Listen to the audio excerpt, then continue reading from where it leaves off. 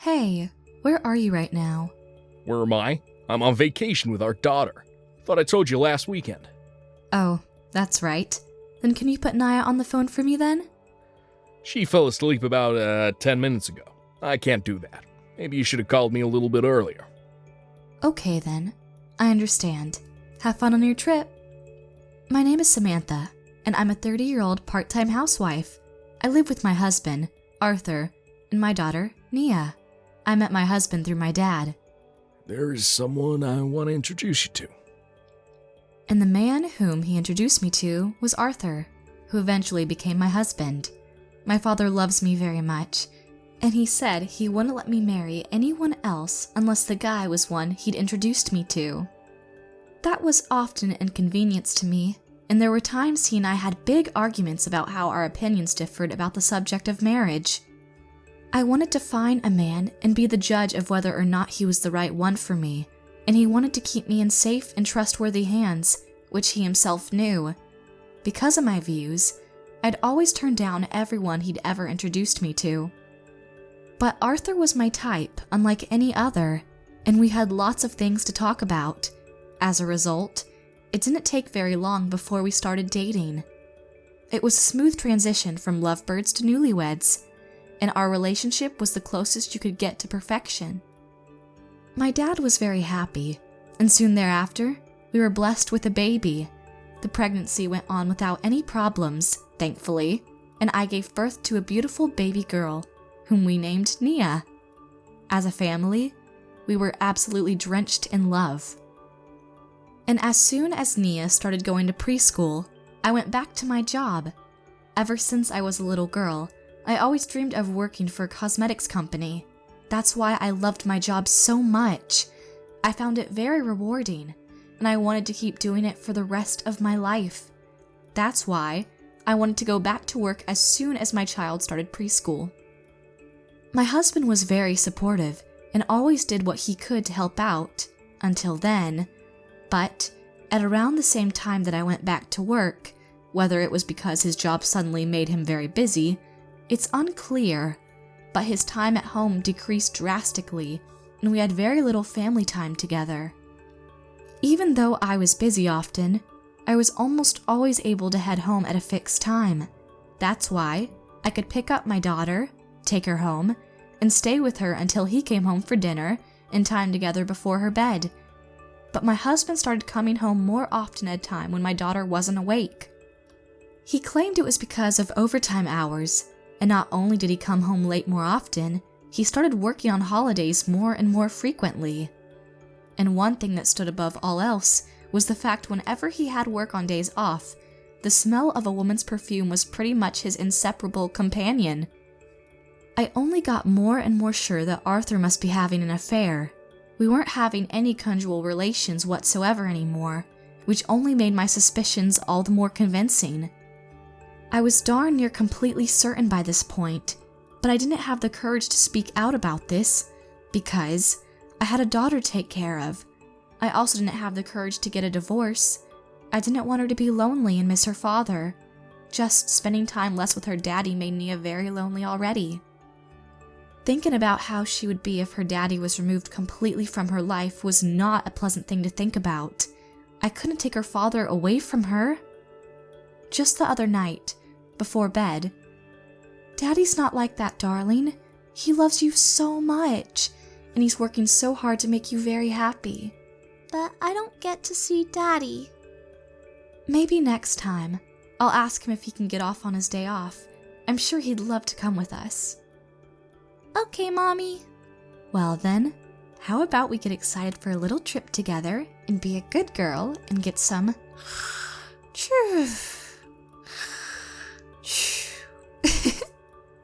I comforted her, and her smile and quiet giggling made me convinced she was satisfied. She then quickly fell asleep. I felt so sorry for Nia to put her through this. That's why I wanted to make sure we spend time together as a family on holidays and listen to Nia's wishes. But Arthur had to work on holidays. If he didn't make any effort to make time to spend with his daughter every once in a while, I thought maybe it would be better to go through with the divorce.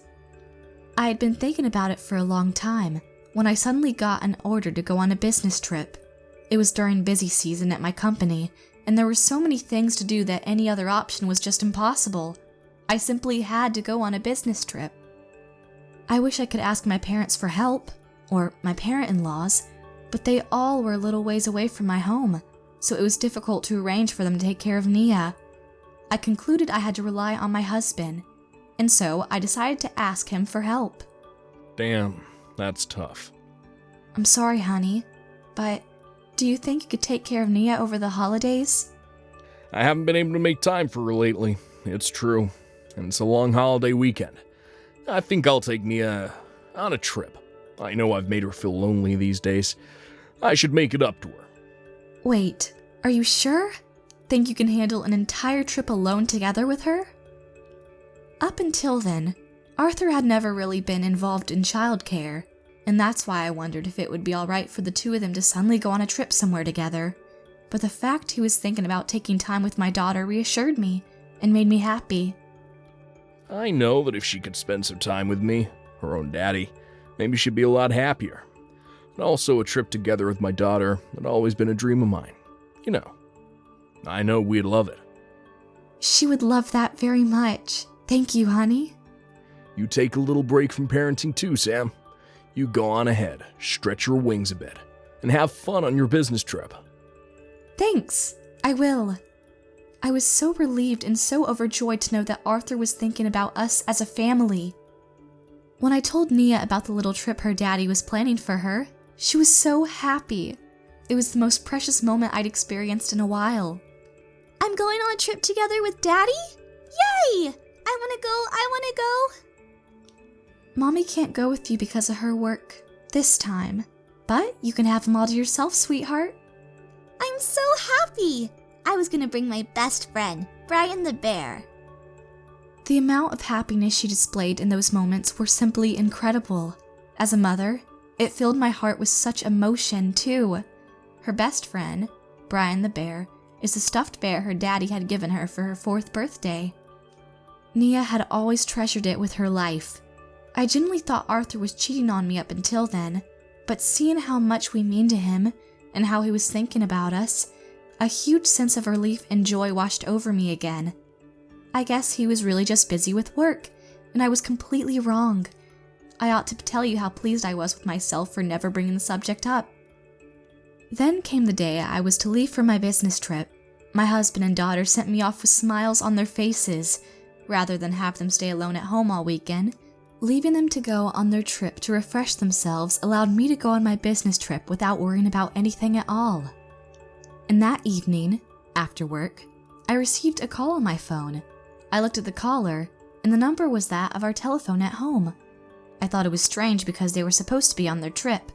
I quickly answered the phone and discovered a voice quivering with sadness. I knew instantly that the crying belonged to my daughter. Mommy, Daddy's not coming home. Wait, what? Slow down, Nia, darling. What's wrong? My crying daughter was calling my personal number, from home of all places. I just couldn't understand the situation at all. But, judging from the fact that my own daughter was crying, it couldn't be good. What did she mean that Daddy's not coming home? She was supposed to be on a trip with him, wasn't she? Questions filled my mind faster than I could coherently process. I thought you went home, got ready, and went on that fun trip of yours, darling. We went to the store after we said bye-bye to you, Mommy, and then we went home, and then Daddy went somewhere else. What? So you're not on your trip with Daddy? You stayed home the whole time? Yeah, Mommy, I'm scared. I miss you. I miss Daddy. Is I gonna be all alone tonight, too? Listen, sweetheart, I'm gonna call my job first, and I'm gonna go home, okay? I promise I'll call you back later, so promise me you'll pick up the phone, okay? I told her that before hanging up, and then I called my company and explained the situation. They allowed me to go home and take care of everything. I called home again, and never hung up until I went all the way home. Nia was crying the whole time, and it was hard not to lose my goddamn mind while I tried to comfort her for more than an hour. And when I did get home, my daughter was cowering, crying, in a ball on the floor. I looked at the floor and found her best friend Brian the bear lying on his back on the living room carpet. Right next to him, on the small living room table, was a feast of food and lots of water prepared. It was then that I became so sure that Arthur had originally planned to leave her behind. That explains why all the food was mostly her favorite foods. He'd bought them at the supermarket so she could survive all on her own as he went on his own merry way somewhere else. I rushed to Nia, picked her up, and held her tight in my arms. She started to bawl, and my spirit broke down right then as well. It took us about an hour to stop crying. Daddy doesn't like me. He hates me. No, sweetheart, that's not true. That's not true. I'm so sorry, Nia. I'm so sorry. Oh my God, the heartache. Even now, recollecting that moment in time is making me tremble. My daughter was crying because she thought her own daddy hated her. It must have been so painful. I'd do anything to prevent her from feeling anything like that again. After we both calmed down, I fed her, bathed her, and put her to bed. After she went to sleep, I decided to call Arthur. Hey, where are you right now? Where am I? I'm on vacation with our daughter, honey. And we're having so much fun. We went to an amusement park today, and I'm thinking of taking her shopping or something tomorrow. You know, it's always been a dream of mine, me and my daughter, on a trip, just the two of us. I'm so glad that dream came true. Oh, that's right. Then, can you put Nia on the phone for me then? What was that? You want to talk to Nia? I want to hear her voice. I want to hear how much fun she's having with her daddy. Well, she fell asleep about 10 minutes ago. I can't do that. Maybe you should have called me a little bit earlier. You know how grumpy she gets when someone wakes her up from a deep sleep. Too bad, honey. My husband sounded like he was having the time of his life. Needless to say, I was furious. He had the frickin' audacity to leave our 4-year-old daughter behind and run off on his own trip somewhere, maybe with some kind of whore at his side. I'm sorry, excuse my language. I just cannot forgive the fact he risked the survival of his own daughter because he wanted something more than what he already has. How the hell can he sound so happy when he's done the unthinkable? He probably didn't even know his daughter was crying, thinking her own daddy hated her, and went off gallivanting to his heart's content. I was sure the trip he was planning was for him and his lover, and not his daughter. I can no longer consider this bastard my husband. I can never forgive him, and I will never forgive him. I made up my mind to divorce him. You really sound like you're enjoying the trip so much, honey. Why don't you stay there for another while? Yeah, I'd love to. I'm sure Nia would too, but you're coming back the day after tomorrow, aren't you? About that, I'm really sorry, honey. I just can't seem to get my work completely finished. There's always something more that has to be done. I have no choice but to extend my business trip. Oh. Okay. There is a slim chance things will pull through, and it won't have to be extended. I'll call you again if I can come home as planned, but I'm almost 100% sure it's going to be longer than I'd planned. I see. I'll probably be out of town for 2 more days. I was originally going to stay 2 nights and 3 days, and I'm sure that was your plan too, but now I'm going to stay for 4 nights. Why don't you do that too? I wonder if we'll find enough things to do. Why don't you go visit some places outside, wherever it is you are? He pretended to think about it for a minute before he answered. Then I guess I'll take your word for it. Add 2 more nights to our trip. Awesome. I'm sure Nia will love that. Let me know if your trip's not extended after all, okay? Yep, I'll let you know. Well, I guess we'll have fun again tomorrow and beyond. She was so excited today, and she also insisted she buy you a souvenir. Hope you're looking forward to it. Have fun! I suppose me coming home early would have been a huge inconvenience for him anyway, huh? Perhaps the truth is that an extension of the trip is a development you've been hoping for, but you also didn't want them to find out that you'd abandoned my daughter, huh? You really don't want that to happen, eh? I'm sure you're wondering if my business trip extension is legit by now. It's just too good to be frickin' true, isn't it? My daughter, who was supposed to be so excited to buy me some souvenirs, was sleeping beside me. I was so sick and disgusted of my husband laying out nothing but lies before my face, smiling at me all the while. After hanging up the phone, I hurriedly prepared to move out. The next day, I called the moving company. Luckily, it wasn't during a busy period of theirs, so they were able to move out the very next day. Perhaps my daughter thought it was strange that our belongings were being packed into big trucks. She was restless since morning. I decided I couldn't keep the truth from her anymore, and I decided to tell her. Nia, darling, listen to Mommy. I've decided to say goodbye to Daddy. Goodbye to Daddy? That's right. I can't live with him anymore, sweetheart. He did some terrible things to you, and to me, and I think we'll be happier if we say goodbye to him. But you still love your daddy, don't you? If you want to stay with him, I'll think about it again. What do you think? I didn't feel comfortable at all, asking a 4-year-old child this question. But I thought it would be harder for her if she suddenly ripped away from her daddy without any explanation as to why. I thought it would be harder. Nia had a troubled look on her face. She didn't say anything for maybe a minute or two, and then she said, I don't like Daddy anymore. He is not my daddy. I want to be with you, Mommy. Oh, darling, thank you. I'm thinking of going to your Grandpa Joe's house. Do you want to go? Grandpa Joe? I want to go, I want to go, I want to go.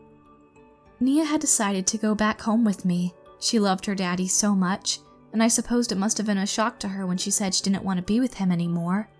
My anger towards my husband became more and more intense. And that's how I went back to my parents' house. My parents were surprised at the fact that suddenly, a lot of packages were arriving at their house. My family has been a household name family for many generations, and my father owned several companies. Arthur was an employee in one of these companies, and that's how the two of them got acquainted in the first place. I already mentioned my father loved me to death, but he was also showered as much love, if not more, on his granddaughter. He paid for everything from the wedding to everything that came to my daughter. Her school, her clothes, and everything else she ever needed. And my father even built the house we lived in. When I told him what had happened, he flew into a passionate rage. I see now. I had no idea Mr. Cambridge was that kind of person. I had high hopes for him, but in the process, I caused you a lot of pain. I'm sorry I put you through all this. I do hope you can forgive me, my dearest. Oh, I'm fine, Dad. I can't believe he had the nerve to leave his own daughter to fend for herself and went on a trip with his lover. I'd sell the house, but I doubt the arrangements for such a transaction would be finished anytime soon. So for the time being, I'm going to turn it into a company dorm. It'll be like a share house. I'll put all of his stuff outside myself, and I'm going to make sure he won't have a home to come back to. Dad was angrier than I'd ever seen him, and the look he donned on his face was one that honestly sent shivers down my spine. He also instantly made arrangements for an investigation to be conducted on Arthur Cambridge. Using a variety of contacts, it didn't take very long for him to discover that Arthur was right when all this was happening. Not only that, but the identity of the woman whom he's having an affair with also was quickly ascertained. This woman, who turned out to be one Miss Vera Shelby, also worked in one of my father's companies, apparently. I asked my father for all kinds of things for me, because spending time with Nia during these confusing times were of paramount importance, I thought.